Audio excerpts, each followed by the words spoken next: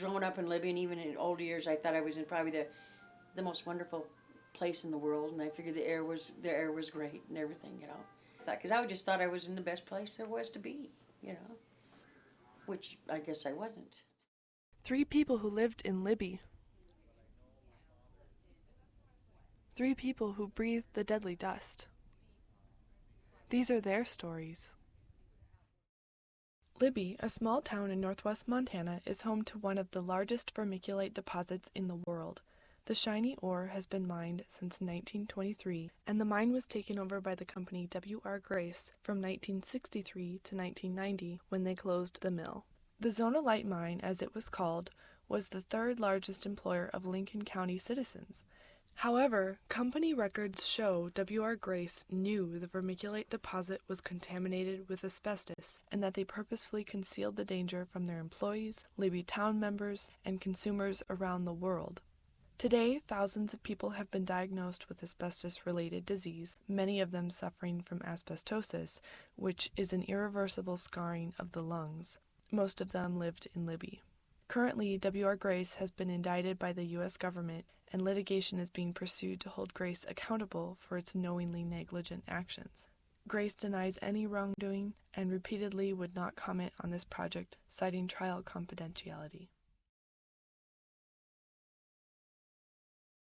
Of course, I came to Libby in 1977, and at that time I was boarded in pediatrics, and had set up a pediatric practice and worked with my with a partner who was an internist, and we started a clinic, and we weren't here very long, and he was showing me patients of his that had some asbestos disease, and we had both come through training and were told that we didn't, we shouldn't be seeing any of that disease anymore. There were adequate controls to protect workers, and it's unlikely you'll see very much asbestos disease in the future. So we really received very little training concerning asbestosis.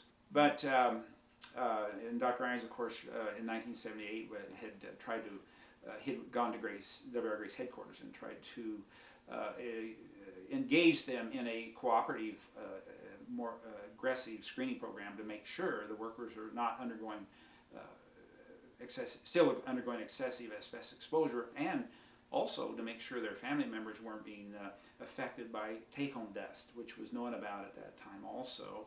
So there was a great interest to try to collaborate with them to do this, and they were not interested. And so for years we just didn't realize it until in the late 90s, cases of asbestosis had occurred in people that just simply lived here, worked here, but did not work at the Zonalite mine. I really found it hard to believe that that could have happened right in front, under our noses, to have people exposed to that much asbestos and become ill. So I was in a situation where working with the St. John's Lutheran Hospital where I could help them set up a clinic because we knew there was going to be a sizable problem.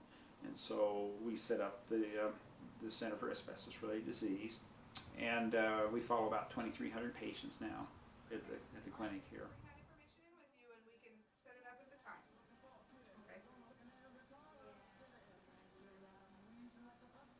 How about 9 o'clock on Tuesday?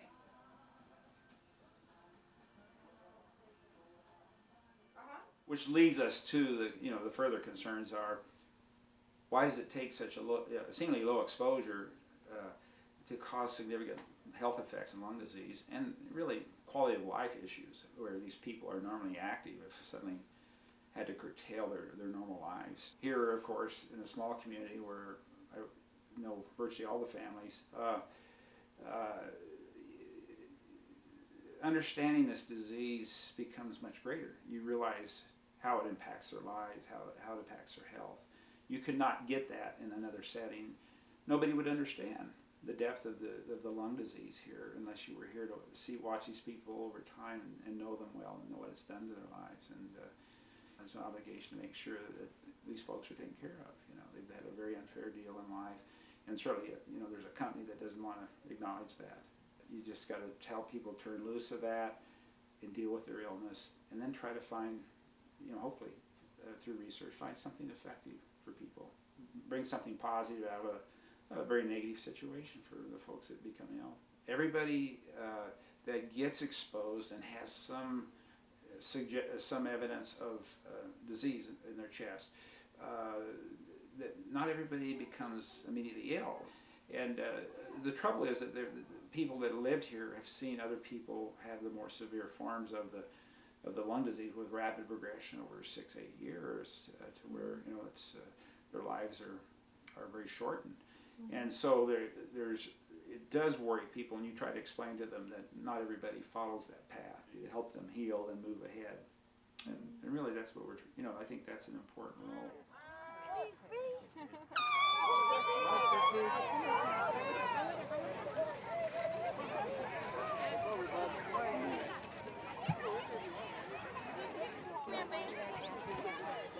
Okay, so on Wednesday at 1:30. At the commissioner's room in the courthouse.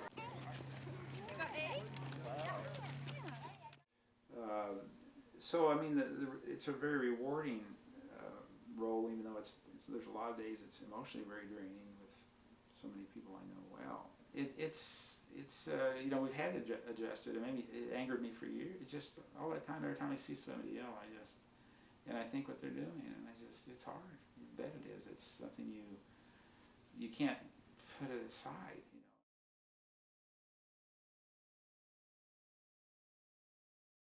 That's for all of us. Nobody has hit 60. Nobody's lived that long out of 9 of us. Family. Here's the big family one. See, this has my brothers, my uncle, my aunt, my brother, my sister, me, my sister, all the kids. Not all of them, but a lot of them. And so here we go. Oh, he's still alive. These 2 are dead. This one's dead. Well, they all had the asbestosis. My name's Helen McMillan Zach, and I was born and raised in Libby. And family had 8 brothers and sisters. And out of that, there's 7 of us with asbestosis. There's only 4 of us living now. Like I know what's ahead and a lot because of my dad, my brother and stuff, them dying from it. Well, we swam in the river all the time, and the zone light was up a few miles up the river from where we swam.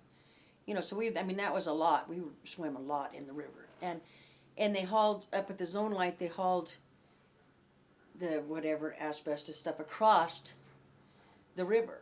They had this thing that they hauled it across with and loaded into open boxcars on the train.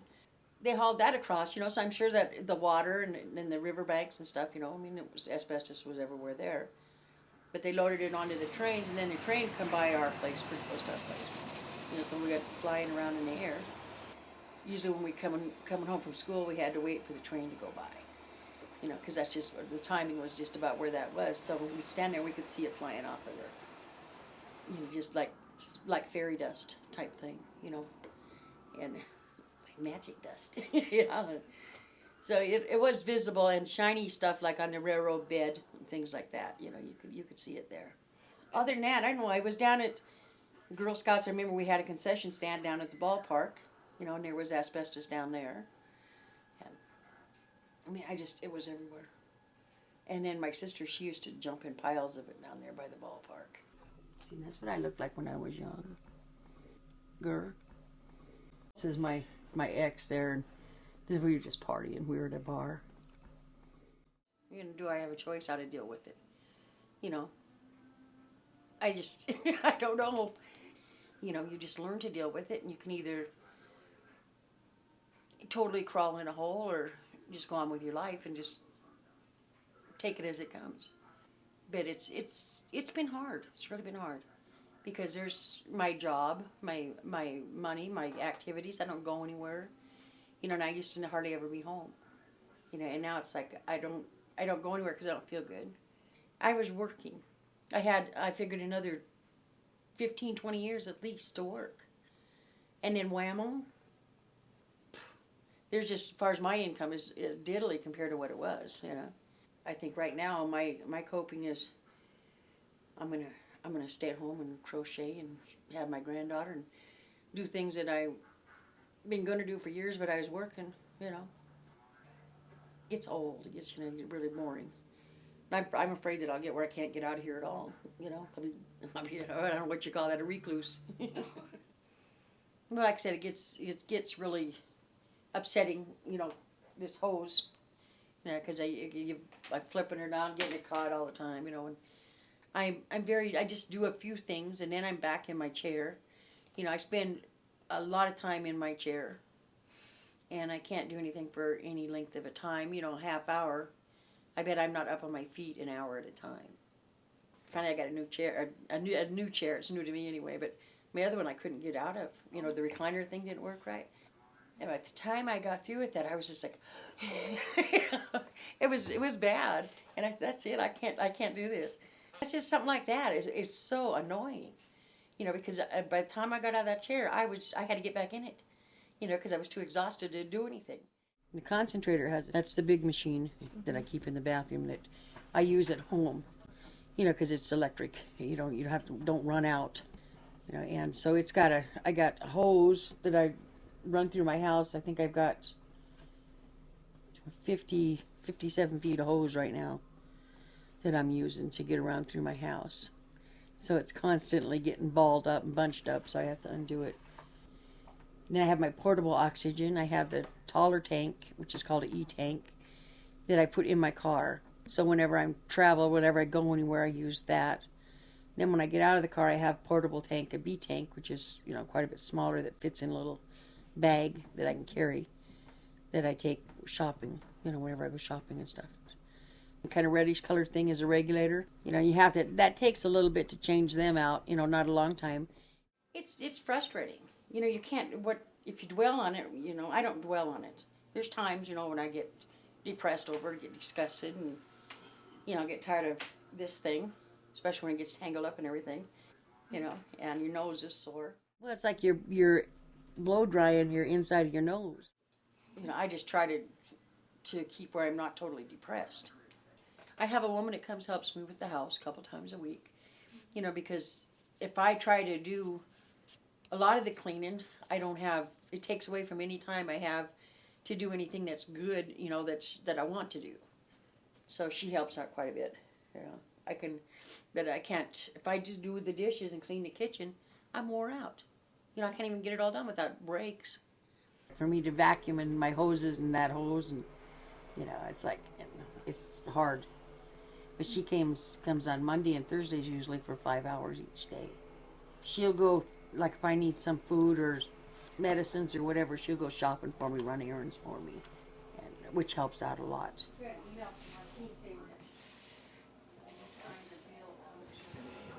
Helen gets tired sometimes, and on the days that I come, if I can make it easier for her after she's at company or the granddaughter for the weekend, hey, that's cool, it's more time for her to sew or cook or do what she wants.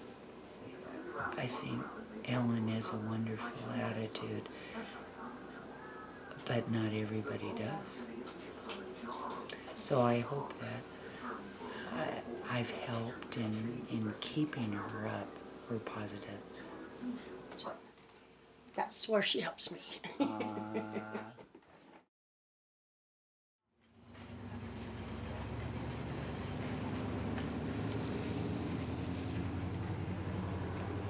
should last me, I don't know, hour and a half or so. Maybe a little longer. Where the other one, whenever I come to Walmart, I run out. So we're going to see what happens with this.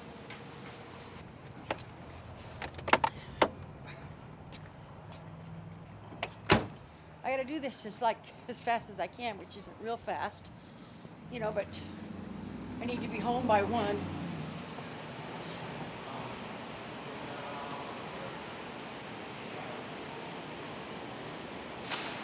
I make out my list, right, so that I got the store kind of divided up so I don't have to go back and forth. Because it's a long ways across the store. Especially like supermarkets and stuff. If you want milk, it's usually in the back of the store. And there's no way that you're just going to be able to go in and out. If I seem slow, it's because I am.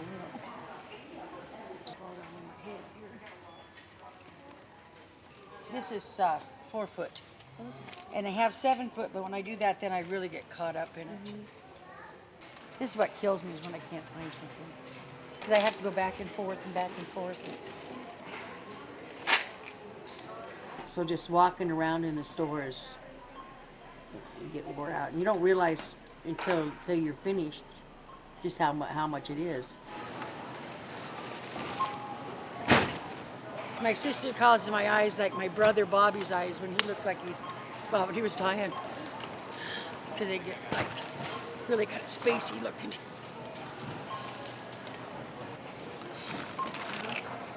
Very, very exhausted right now. Just wonder if I'm even going to make it.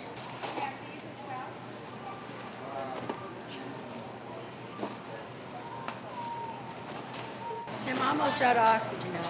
It's almost in the red. And some of them you don't know how far in that red it's going to go.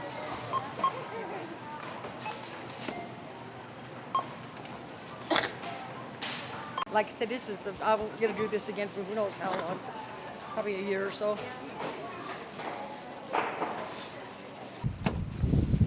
Now I've got to change my tank. I guess if I could shop, go take a break and shop some more, you know. I might be able to do it like that. Yeah, you're welcome.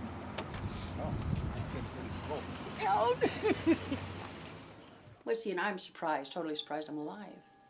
Really. Because my brother lived 9 months, you know, from the time he was diagnosed. And my dad lived for several years. I guess you just got to buck up and live the best you can, you know.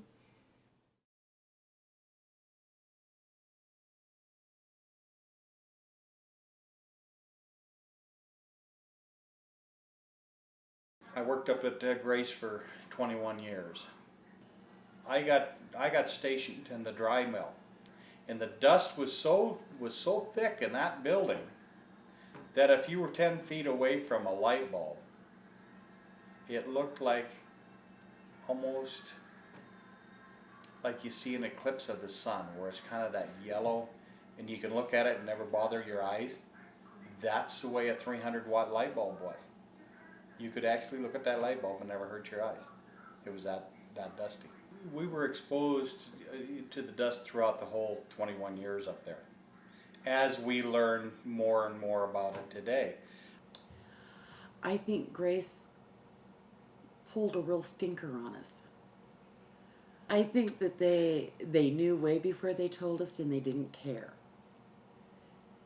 And so they've let men contact this disease that never should have, because they wanted to reap the profits. You can't give back a life. And they've taken, you know, many, and it seems like they've taken a large amount out of certain families. My father passed away in 1990. He was 62 years old, and he passed away from asbestosis. I miss my father very much. I miss his knowledge, his wisdom. But I know my father is in a better place. And I know that for fact because he's no longer suffering. And he was suffering. He couldn't walk from the inside of this house out to the garage without stopping and getting his wind. And I know that that's coming down the pike for me. I know that for a fact. If I go up a ladder that's like 8-foot ladder, when I reach the top of it, then I've got to rest. When I go up hills and stuff like that, if I go up there 100 feet, I got to rest. And I used to take and walk these mountains all the time. You know. They can't run downstairs very much, so our pantry is downstairs, so I have to get pretty much everything from down there, and you know, having to run downstairs like 10, 20 times a night just because they couldn't do it kind of bugged me, but you get over it. You realize, you know, this is what is keeping your family together, so you just better do it. But yeah, I would like to take and spend different, more quality time with my kids. and do different things.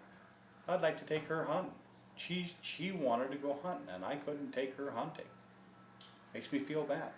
We all feel really bad with Tricia because she hasn't had the opportunities that our older children did. Well, we used to take the horses and go hiking or riding up into the back country and stuff, and we can't even have horses now because Mike can't get out and lift the bales to feed them. And I don't want to. He's gotten worse. I mean, when I was really little, I remember we'd go out and play with the horses, and we would just go, you know, mess around. And now he walks up 5 stairs and he has to sit down because he can't breathe. I don't want to be in a situation where I think that in 5 years from now I could be in a wheelchair running around here because I can't breathe. I want to deal with that.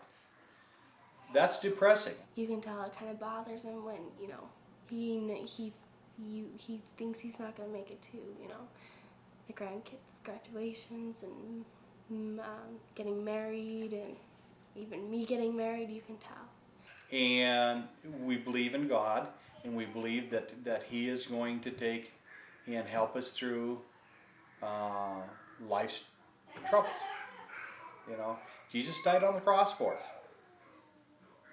And if we stop and think about that for a minute, you know, there's no greater thing that has man done for one another. You know, faith comes into a lot of it for Mike and I think for Tricia too. We just have to put our faith in God and go along. But I know that I have several good years left, and so does Mike, and his is way more progress than mine, and he has some time left with us. The Lord is my shepherd, there is nothing I shall want. The Lord is my shepherd, there is nothing I shall want. Lord, have mercy. Lord, have mercy. Whoever and happy. Amen. Please be seated and praise the Lord. The peace of the Lord be with you always. Let us lavish our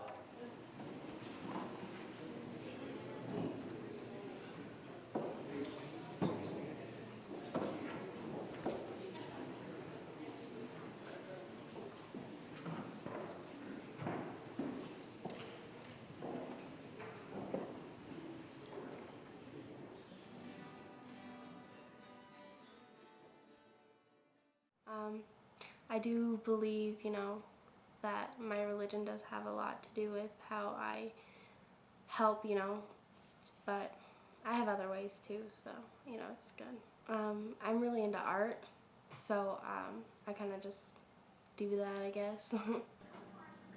If they come out and said, you know, we were in the wrong, we made mistakes, our predecessors did all of these things, we're going to take care of our people, and we know we were wrong, and we're going to try to do better, I think people would stand behind them and march. I really do. And we need to look at this positively. There are lots of negatives to it, but you can learn to deal with them. I'm hopeful that the future will be better. I want to, you know, it's a great place to raise a family. It has that great environment, community. Everybody knows everybody and, you know, helps them out, and I love that. I love the small town thing, and there's nowhere more beautiful than Libby, so that's why, yeah.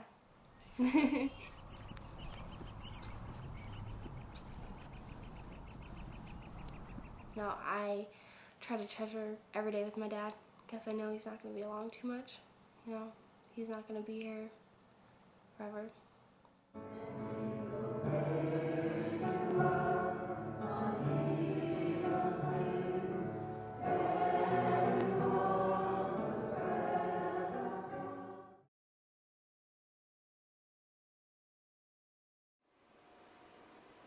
Just trying to get your breath sometimes is really hard.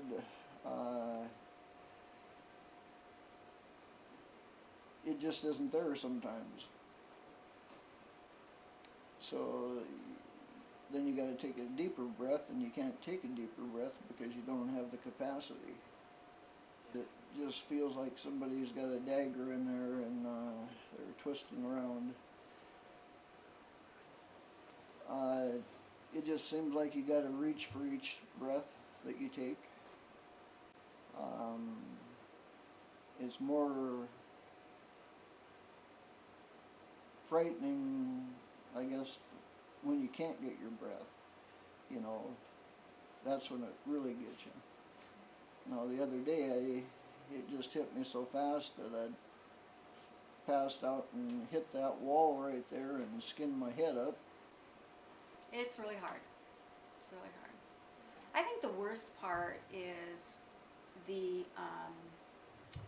loss of ability to just do normal things like take out the garbage or make the bed or you know, help with the dishes. I mean, he likes to do things like that, like put the dishes away, but it exhausts him. It's totally exhausting for him.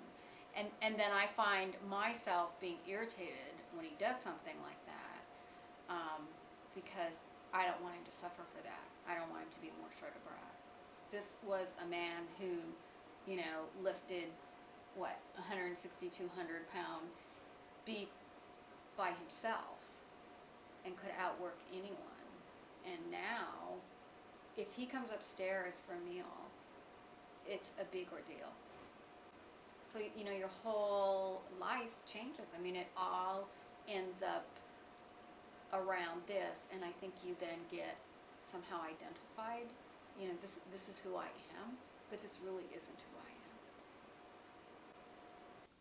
am. Like we say, from never taking an aspirin in my life to 15 pills a day. We've actually been married 26 years this year. This year. We have a special relationship, but we do. We're very close. Very close. We do. So, I mean, there's this physical distance now, and you lose that intimacy of just being next to someone. You know, and you can't, I mean, it's kind of hard to hold hands when you're sitting here, you know, and then you fall asleep and your hand goes down like this.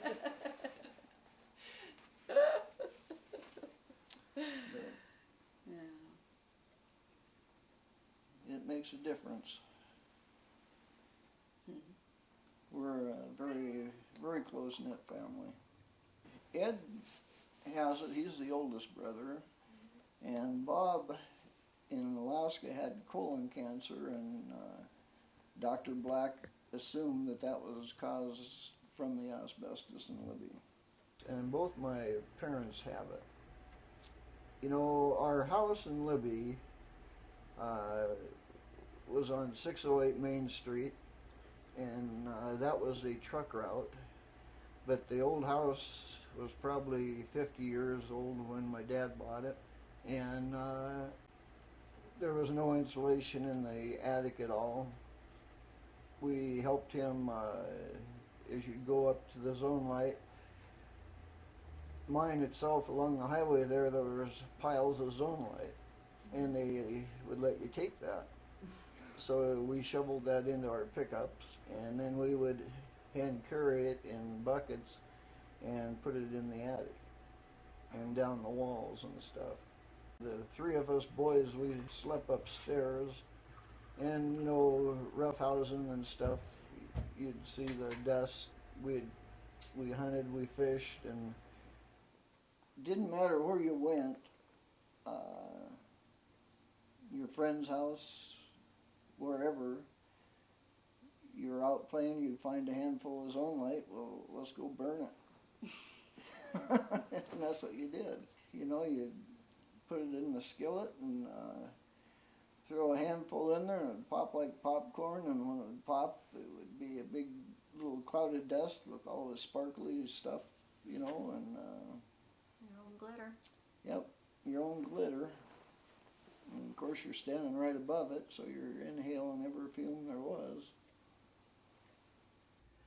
So, for somebody that loved to fish and hunt and golf, you know, they've taken a lot of things away from me. I have to really talk myself into being a happy person. And sometimes it's really hard. But it was a big outlet for me. I've got 4 grandchildren that are very dear to me. I think that was God's gift to us.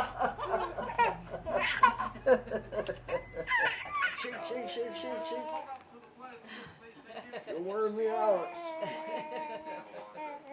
Let's see if you want to stand behind your toy again. You want to do that? Huh? Oh. Papa. I want Papa. Peekaboo.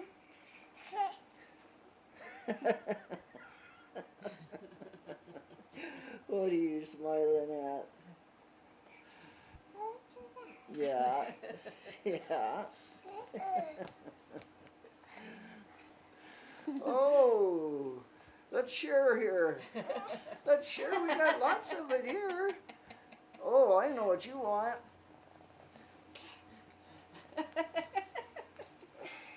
I'm sorry. Why do you both want me at once now? Do I need to take her? She's all right.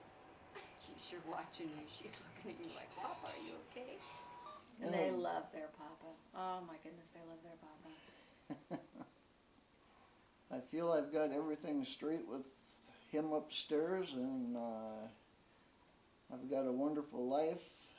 And what life I've had, I can't say that I could do any better.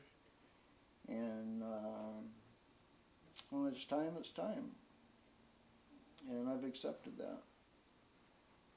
And that's just something that, you know, I've had to tell myself this is how it is. I don't know, I hope it's not too long a wait for my mate to come and see me. I guess I'll have to keep a seat warm. But, no, that really doesn't bother me. It's just a part of life. I didn't think you did. You gotta push the buttons hard. Oh, just push it and it automatically does it? Yeah. See, I'm getting trained. Here's your remote. Oh, just push that one that does the chair looking one. The chair looking one? Oh. Oh, look at that. It does this first.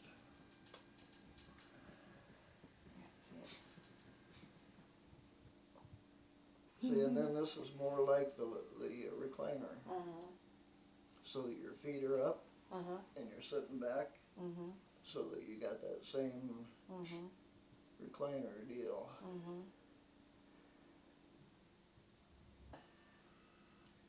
There. Head frame.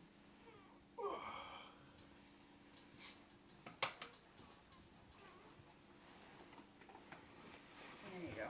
Look for a TV. Yeah. That's why it's so expensive. You okay? I am. We talked about getting a used one, but Larry said you needed to ask if someone died in it.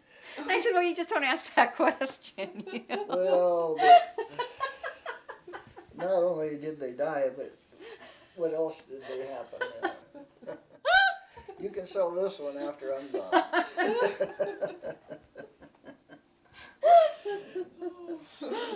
And if they ask if you died in it, I'll say, well... No, I threw him out on the floor. This is he died in the recliner. You know, it was a funny thing. I came home and he was stiff as a board.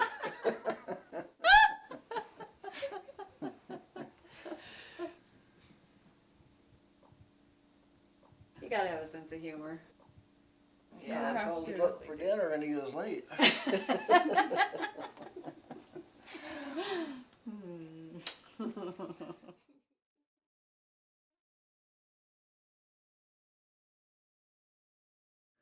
I think coping with it is, what are you going to do except, commit suicide or something? And that's not an option in my life. Yeah. They knew what was going on. They actually knew because there were studies that was done. They knew.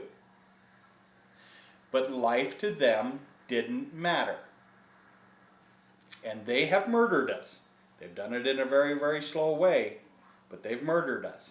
The perfect world with W.R. Grace would be have them completely out of business and never be able to be in business again because of what they've done. And the main thing would be that the people that have it, their medical should be paid for till the end of life.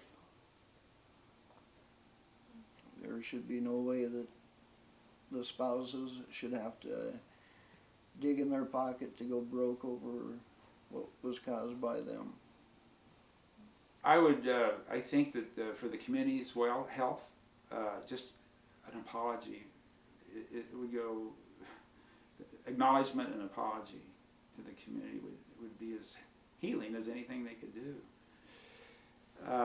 And then, of course, taking care of sick people instead of denying it and denying them services. And that's what most people really would be, it'd help them move on and help our community move on. But we've also realized that, we may not ever see that, and so we have to move on anyway. And we're going to do it and do it in a positive way. And that's what we're trying to do.